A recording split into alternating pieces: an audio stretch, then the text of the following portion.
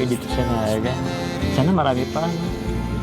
Siya nga pala, kasi kanina dun sa ribbon cutting, alam mo yung handaan dun, yung setup, parang ikakasal.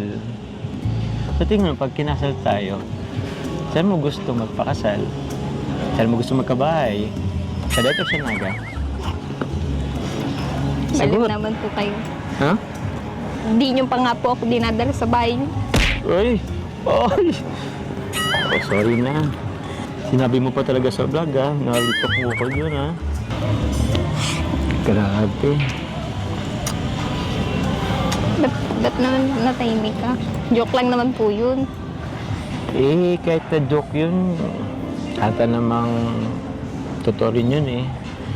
Pasensya na kasi pamilya ko kasi medyo mahiyain din kasi yun. Kaya, yun, hiya din pumunta.